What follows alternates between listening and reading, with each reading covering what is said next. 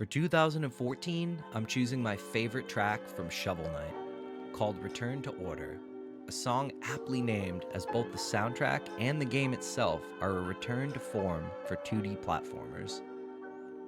While the 2D resurgence was well underway by 2014, few games did it better than Shovel Knight. The soundtrack similarly returns to the game's 80s and 90s roots by crafting classic chiptune songs, my favorite of which is Return to Order. A bombastic flurry of retro synths and white noise waste no time in getting us acquainted with the environment presented before us, and by 20 seconds in, we're already into some big Mega Man NES feels. I absolutely love how messy this one gets, as it works to combine several different characters' individual themes from the game into just this one single piece. 36 seconds in, we start to get a little bit of a more typical synth soaring over the instrumentation below, but only 10 seconds after that, the rug is pulled out from underneath us once again, and we're presented additional segmented melodies, relentless, one after another, until eventually a key change comes in at just after a minute, decidedly more minor and sinister sounding, and eventually even devolving into chromatics, before going even further off the rails at about a minute 23. Then, time for another key change and even more new motifs. Frenetic energy, hyperactivity, ADD, restless leg syndrome, insomnia, sugar rush, momentum, speed, violence, Shovel Knight. A return to order as a piece of music is anything but at times. It's actually chaotic, juicy, chiptune cacophony. And for that, it wins 2014 hands down.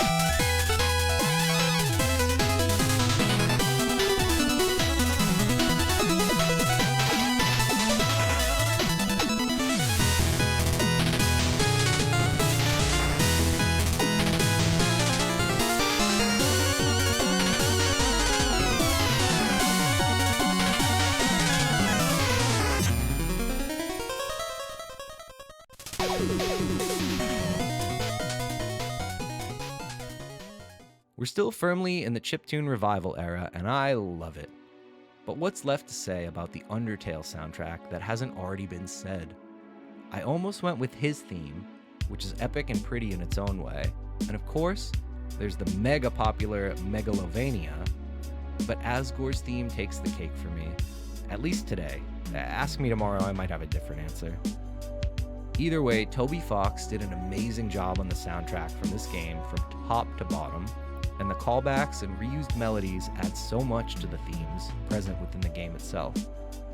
Asgore's theme is a little more straightforward than some of the other songs on this OST, but I think that works to its benefit.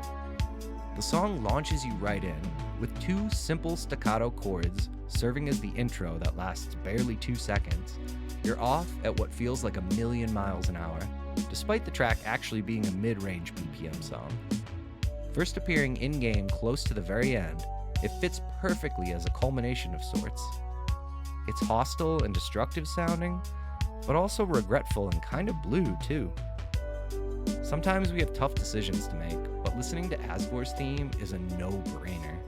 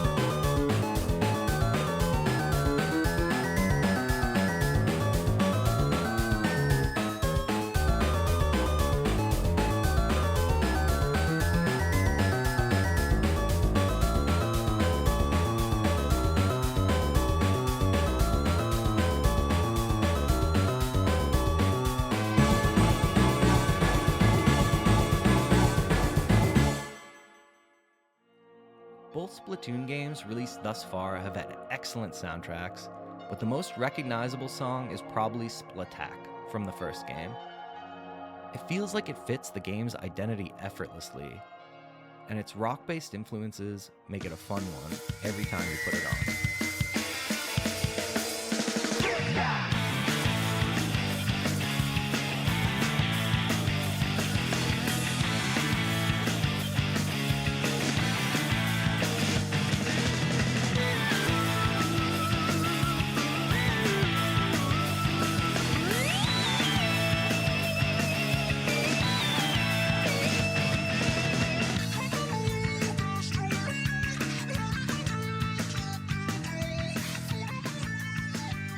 So many games in the 2010s aimed for epic but fell short. The Titanfall 2 main theme from 2016 is not one of them. While the overall melody and rhythm in this one are a little more on the simplistic side, the arrangement and instrumentation are top-notch once again, enough for Song of the Year in my estimation. We'll start first with a choir and some basic synth sounds, which will bubble up and start to boil, along with some backing bells until the main melody is established via a loud, militant-sounding horn. 1 minute in, though, everything suddenly stops, and in come the strings, playing martele style, really pulling at the rhythm and starting to disorient the listener a bit, before an unexpected burst of horns re-enter for almost another minute-long crescendo, before devolving into complete dissonance, only to return home once again to our tonic chord and solemn melody. No time is wasted in moving from section to section in the Titanfall 2 theme. The final portion of the song serves as a half-stripped-down conclusion to the same theme. Here's a listen.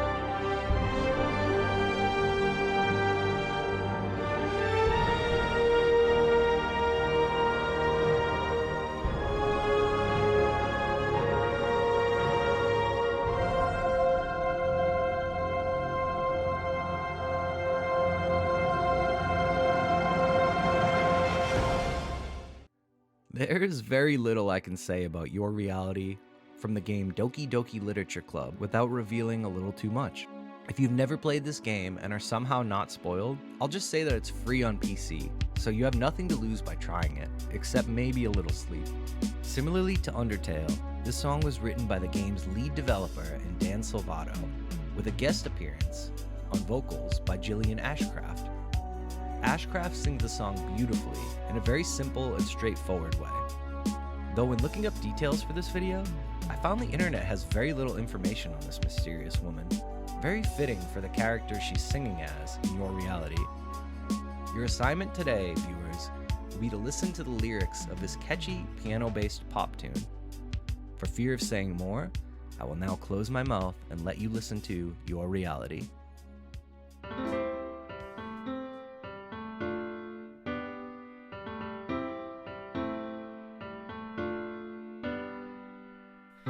Every day I imagine a future where I can be with you. In my hand is a pen that will write a poem of me and you. The ink flows down into a dark puddle. Just move your hand right the way into his heart. But in this world of infinite choices, what will it take just to find that special day?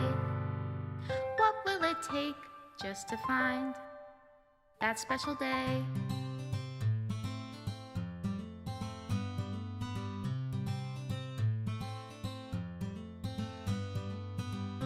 Have I found everybody a fun assignment to do today? When you're here, everything that we do is fun for them anyway. When I can't even read my own feelings, what good are words when a smile says it all? And if this world won't write me an ending, what will it take just for me to have it all?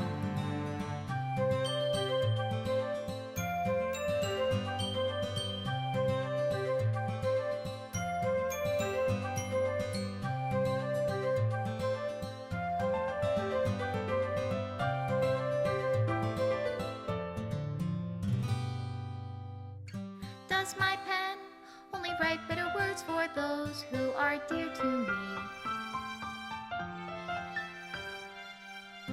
Is it love if I take you, or is it love if I set you free?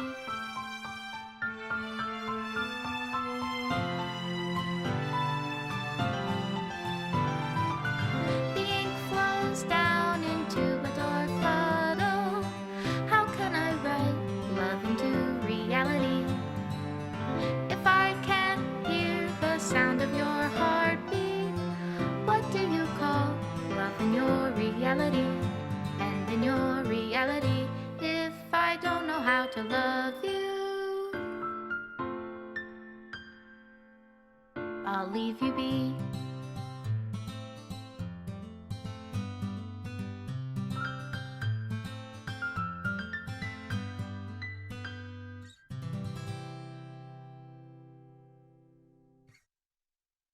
I couldn't let 2017 go by without giving a quick shout out to Jump Up from Super Mario Odyssey. What an experience it was first coming across this theme in-game, while your quest takes you through New Donk City, paying homage to the history of our favorite Italian-American-Japanese plumber.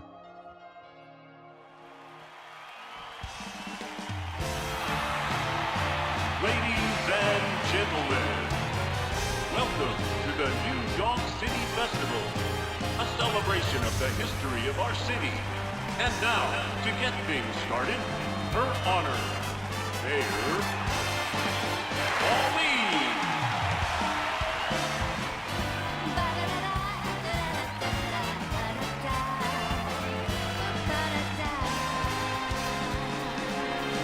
Here we go, off the rails.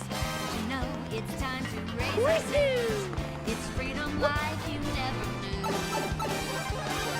Bags or a pass, say the word, I'll be there in a flash.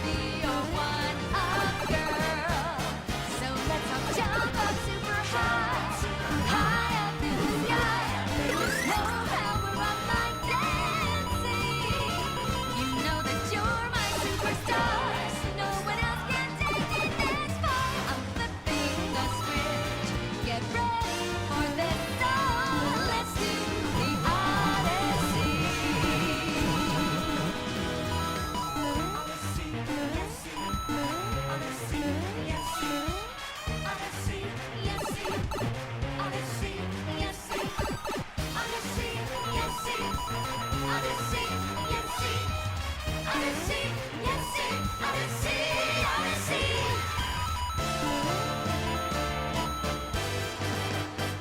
Spin the wheel, take a chance. Every journey starts a new romance. A new world's calling out to you. Take a turn off the path, find a new addition to the cast. You know that any captain needs a crew. Take it in stride as you move side to side. They're just different points of view. Jump with me, grab coins with me, oh yeah. Come on and jump up in the air. Jump without a care. Jump up 'cause you know that I'll be there. And if you find you're short on joy, don't break us down together. You're still our fun, our boy. So go on, straighten up your cap. Let your toes begin to tap. This rhythm is a power shroom. Don't forget you're a superstar. No one else can make it this far. But accompany that dash. Now you got panache. Oh, let's do the Odyssey. Once again, I'm inclined to say very little here, so as to not spoil neither the game nor the piece of music itself. I will say that voice is a central element to Grease, and that its stunning intro theme is epic yet playful, and contains a couple of twists. I'm gonna play it now, then come back after with a little more to say.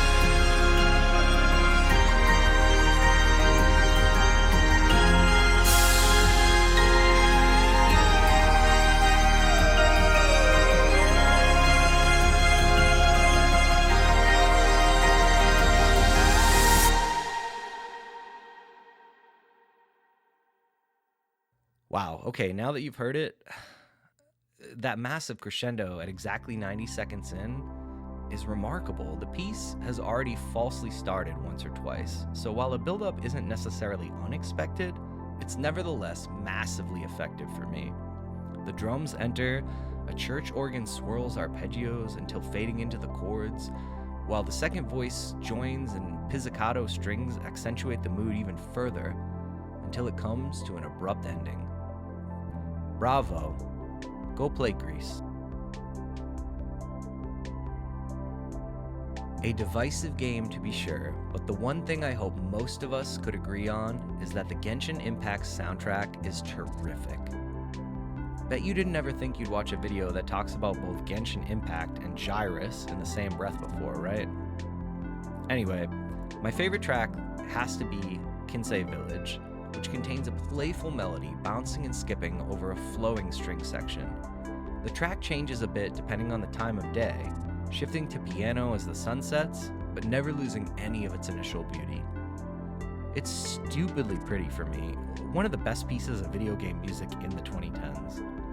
I'd like to try something a little different here, and instead of playing the song from the game itself as it's presented in its final form, please enjoy this live performance while I close my eyes and pretend I'm in a Studio Ghibli movie. The amount of work and orchestration that goes into the video game music of today is so impressive, and I'm so happy that we have songs like this to experience.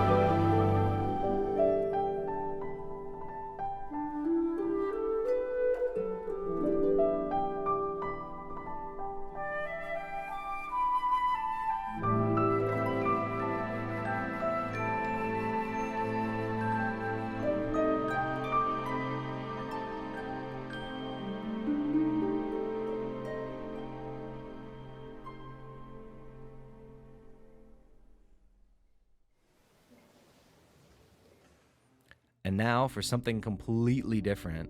Super Gore Nest by Mick Gordon from the Doom Eternal soundtrack, which features some terrific guitar work throughout its runtime. The panning and EQing on this are just perfect for the genre, being complemented by the different rhythms and double bass kick that's typical of hard rock. This song makes me want to put bullets into all my demons. I think my favorite part, though, is the riff at 153, based on the flatted fifth interval, known for thousands of years as the Devil's Triad for its unholy dissonant sound. How apropos. This is a longer song, so I'll only be playing a portion, but I do think that this middle section really highlights some of the best that this piece has to offer.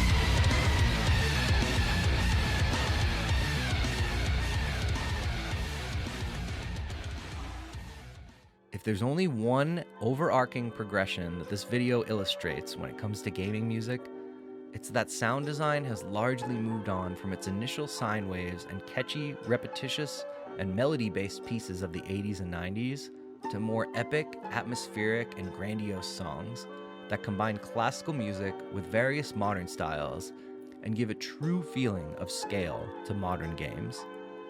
2021's Ratchet & Clank's Rift Apart somehow manages to do both. Co-written by former Devo band member, the prolific Mark Mothersbaugh, this is the man who wrote the Rugrats theme, people, and Wataru Hokoyama, Rift Apart's OST effortlessly blends its classical influences with sci-fi and synthwave, all while impressing throughout. Rift Apart's main theme starts off sounding a bit like Stranger Things, then moves into a more ambient section, which reminds me more of Danny Elfman's works, such as the Mars Attacks soundtrack. The final section is a melodic and aggressive string and horn finale, which sounds a bit like something from one of the Batman movies. Wait, did Tim Burton direct this video game? I haven't had a chance to play Rift Apart yet myself, but that doesn't stop me from enjoying its great soundtrack. Have a listen now.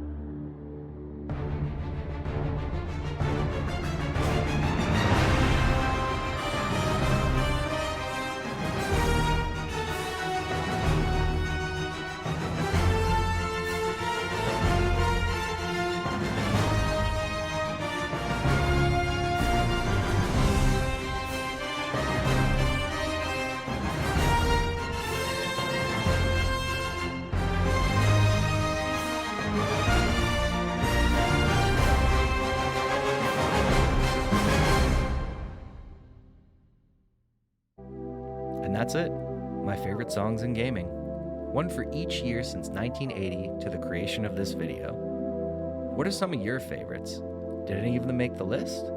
I'd be curious to know. I'm also curious to see where sound design in gaming goes from here. I'd love to see sound integrated in more unique and direct ways, such as 2017's Hellblade, Senua's Sacrifice, or 2015's Crypt of the Necrodancer. That said, I'm just happy anytime a game simply has an awesome soundtrack to accompany the gameplay. Maybe someday I'll do the opposite video, best use of non-original music in video games. Or perhaps the worst music of all time. I do hope to have a few shorter videos coming up soon, so if you did make it this far, please consider subbing or putting a like on the video if you so choose, as it does help expose the content to a wider audience. Until next time,